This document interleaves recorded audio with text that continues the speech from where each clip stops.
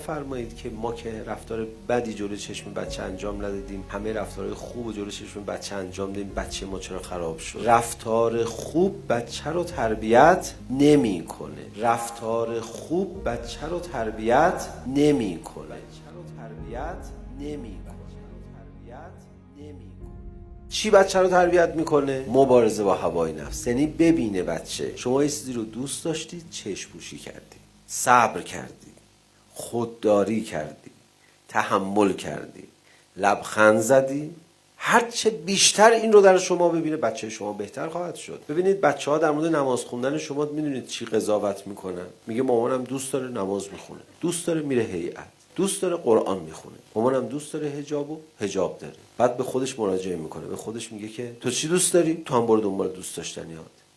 یعنی شما مادر خوب، بچه شما از شما یاد میگیره خراب بشه. میگه مامان من دوست داشته نماز بخونه، منم دوست دارم نماز نخونم، منم مثل مامانم. هر دو تایمون دنبال دوست داشتنیامونیم. یعنی چیزی که مهمه صبر مادر رو ببینه علیرغم دوست داشتنی ها. این تصادفی امروز سر راه ما شده بود، کشته و مرده و این چیزا داشت و من یه ذره دلم سوخت، زیاد دلم نسوخت. مثلا نمیدونم کی بودن کی نبودن، یه ذره ناراحت شدم. بعد به من بگن که حاج آقا تو چه صبری داری، چه صبری داری. اصلا این تصادف مثلا کشته مرده داد و دست و پا شکسته داد، شما اصلا طورید نشد.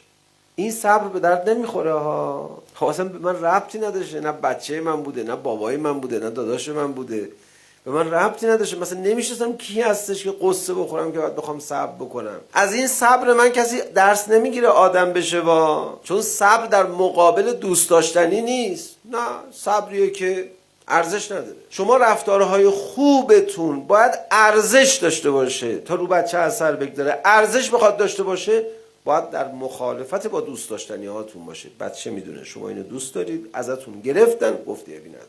اینو دوست ندارید، این اذیتتون میکنه، این آدم آوردن گذاشتن کنار شما، گفتی ابی نداره، ابی نداره. بچه دفعه درس میگیره. شما مثلا عصبانی میشید از دست آقاتون، تا عصبانی شدید هر چی دلت میخواد بگو، تیکه بنداز، نیش بزن، داد بزن، اخم کن. خب نتیجهشو در دراز مدت میبینی. یه بچه‌ای پیدا میکنی که پای مکتب شما بزرگ شده، اون هم هر کاری دلش بخواد میکنه. بعد هی میخوای بچه آخه به این منطق نکن این کارو. یه به کدوم منطق؟ شما خودت هر موقع ناراحت میشی ابراز میکنی، هر موقع خوشحال میشی ابراز میکنی. الان بچه‌ها رو میخواید از امور گناهی که تو موبایلاشون دستشون هست فاصله بدید. میتونید بگید که مبارزه با هوای نفس بکن، نرو تو این شبکه‌های اجتماعی مضر. میگه من دوست دارم. بچه‌ای که از مادرش ندیده مبارزه با هوای نفس، اونم مبارزه با هوای نفس نمیکنه. حالا مادرش مبارزه با هوای نفس نکرده ولی آدم بدی نیست، آدم خوبیه.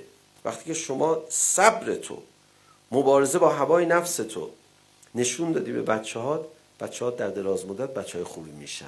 وقتی مبارزه با هوای نفس تو نشون ندادی، با اینکه شما آدم مذهبی هستی، بچه‌هات بچه‌های خوبی نمیشن.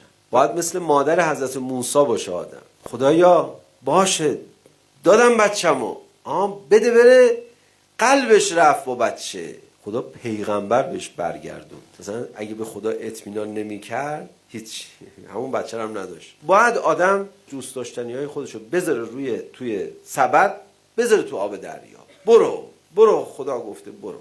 آدم دوست داشتنی‌هاشو ازش بگذره 10 برابرش رو تحویل میگیره. ولی ما وقتی که محکم دوست داشتنی‌های خودمون نگه داشتیم، همون هم ول نمی‌کنیم، اعصاب خودمون هم خورد می‌کنیم، بچه‌ها و اطرافیانمون هم خراب می‌کنیم، همون هم از دست میدیم. پس شما برای اینکه بچه‌هاتو تبدیل کنی به بچه‌های خوب باید پیش بینی داشته باشی.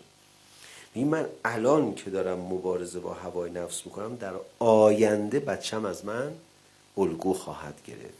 اونم مقابل دوست داشتنی‌های خودش وای میسته. دین یعنی دوراندیشی.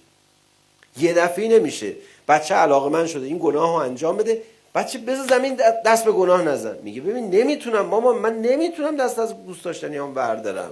یه عمری تو خودت جلو چشم من همینجوری زندگی کردی. بچه از پدر و مادر رفتار خوب ببینه درست نمیشه ها رفتارش. چی بچه رو تربیت میکنه؟ مبارزه با هوای نفس. یعنی ببینه بچه.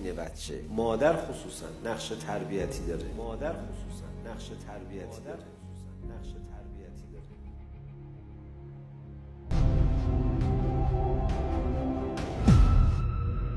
اینجا مرکز مقاومت است.